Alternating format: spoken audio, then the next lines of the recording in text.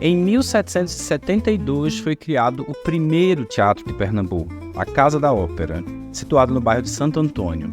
O teatro funcionou por 78 anos seguidos, recebendo várias denominações: Teatro São Francisco, Teatro Nacional de São Francisco, Teatro Público, Teatro de Pernambuco, Teatro do Gamboa. Localizava-se na chamada Rua da Cadeia Nova, hoje Rua do Imperador, nas proximidades da igreja de São Francisco e da Capela Dourada, como eu vou tentar mostrar a vocês agora nessa imagem. Bom, essa imagem é uma cromolitografia de um artista chamado R. Schmidt, que esteve no Brasil entre os anos de 1820 e 1830. Essa imagem ela é mais ampla, tanto para a esquerda quanto para a direita, né? E é um panorama do Recife visto a partir do bairro do Recife. Então, a gente está aqui mais ou menos onde seria o Paço Alfândega ou a Igreja Madre Deus, certo? E a gente está olhando do topo para o bairro de Santo Antônio. Isso é mais ou menos a perspectiva dessa imagem, certo? O que é que a gente vai ter aqui na paisagem? Esses telhados são telhados do Recife Antigo.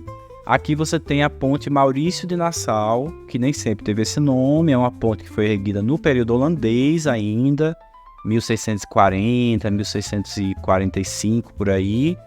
E recebeu outras denominações, né? Ela já recebeu o nome de Ponte do Recife, Ponte 7 de Setembro.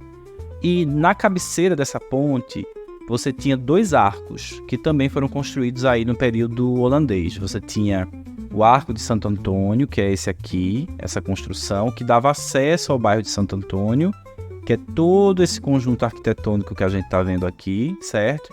E do lado do Recife Antigo, você tinha o Arco da Conceição, um pouco mais luxuoso, que a gente vê o topo dele aqui, bem no canto direito, baixo aqui dessa imagem, certo? Então vamos voltar aqui para o bairro de Santo Antônio. Essa imagem que a gente está tendo é a imagem do que hoje é a Avenida Martins de Barros, certo? Aqui, mais ou menos, se situa hoje o Armazém do Campo e aquela estação grande do BRT. Claro que a Avenida Martins de Barros não existia ainda, certo? Então você tinha o quê? Você tinha basicamente a margem do rio, lama, areia, certo? Não era uma avenida. Lembrando que essa imagem é de 1820 e 1830. Desse lado aqui esquerdo seria o equivalente ao que hoje é o Cais do Imperador, certo? E aqui por trás você tem a Rua do Imperador, que nessa altura não se chamava Rua do Imperador, se chamava Rua da Cadeia Nova, porque foi construída aí uma cadeia chamada Cadeia Nova de Pernambuco, né? O principal conjunto arquitetônico dessa rua é o conjunto de igrejas, é o conjunto religioso que fica nela. Você tem o convento de Santo Antônio, a igreja de São Francisco, que a gente vê bem aqui nessa imagem, né? E a Capela Dourada, que é um ponto turístico hoje da cidade. Então, veja que do rio você conseguia visualizar esse conjunto de igrejas aqui, certo? Bom, a gente supõe, pela literatura, né, a Casa da Ópera, que foi o primeiro teatro de Pernambuco, foi criado em 1772 e existiu até 1850. Então, nesse período, ela ainda estava de pé, ela não tinha sido demolida no período em que essa imagem foi feita. Ela era um prédio térreo, isso está colocado na literatura, né? E que ficava exatamente na Rua da Cadeia Nova. Então, a partir do cruzamento dessas informações, a gente pode supor que a Casa da Ópera seja este prédio aqui. Esse prédio que está aparecendo, essa construção, essa edificação aqui que aparece nessa imagem, eu suponho que seja a Casa da Ópera, porque, como eu já disse, na literatura está descrito que ela era um prédio térreo, acaçapado, quer dizer, sem muito formato, sem um desenho arquitetônico que definisse muito bem o que ele era. E, ao mesmo tempo, a Cadeia Nova era o que hoje equivale ao prédio do Arquivo Público Estadual. Então, era um prédio com mais de um pavimento, com mais de um andar. Então, eu suponho que esse prédio seja o prédio da Cadeia Nova, correto? E que isso aqui, repito, seja a Casa da Ópera ou o Capoeira, como ficou conhecido esse teatro, sobretudo nessa época que ele está retratado na imagem. É possível que isso aqui sejam os fundos da Cadeia Nova?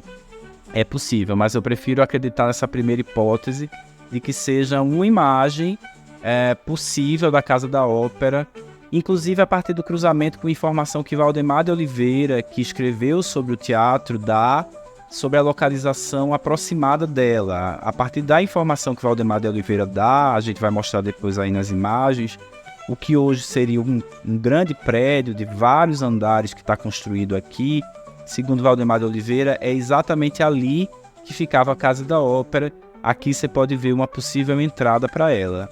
Se alguém puder confirmar, um outro historiador, pesquisador puder confirmar ou negar essa hipótese, a gente está aberto aí para escuta e para retomar esse assunto, já que é um assunto tão importante, a possibilidade da gente ter acesso a uma imagem do primeiro teatro que já existiu em Pernambuco.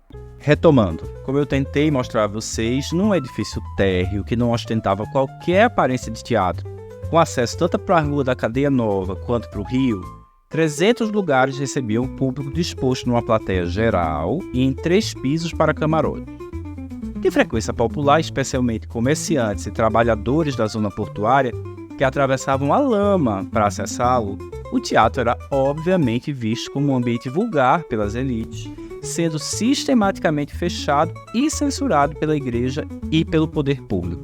Apesar disso, era a única opção de entretenimento artístico numa cidade que chegava aos 25 mil habitantes, crescia e se modernizava. Ao longo de sua história, o teatro sofreu os impactos de diversas convulsões políticas, como a Revolução Pernambucana, de 1817, a independência do Brasil, em 1822, a Confederação do Equador, em 1824, e a Revolução Praieira, entre 1848 e 1850. Alguns viajantes e historiadores deixaram relatos sobre as condições precárias da casa, da higiene ao desconforto, passando pelo assédio a mulheres. Ficou por essa razão conhecido popularmente como o Capoeira.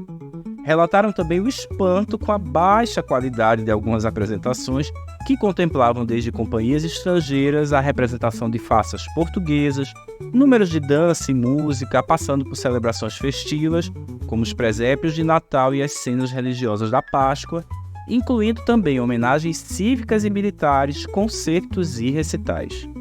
É impossível afirmar categoricamente que o Capoeira tenha sido apenas um teatro comercial de baixo entretenimento, sobretudo pelo tempo que se manteve ativo, cabendo destacar, por exemplo, os esforços do empresário português Francisco Gamboa, que assumiu a administração do teatro nas últimas décadas e tentou renovar e qualificar o seu repertório. O esforço, no entanto, conflitava com os interesses de uma elite rural que começava gradualmente a se transferir para o Recife e desejava que a cidade possuísse uma casa de espetáculos à sua altura, feito que será atingido em 1850 com a inauguração do Teatro de Santa Isabel, mesmo ano em que o Capoeira será demolido.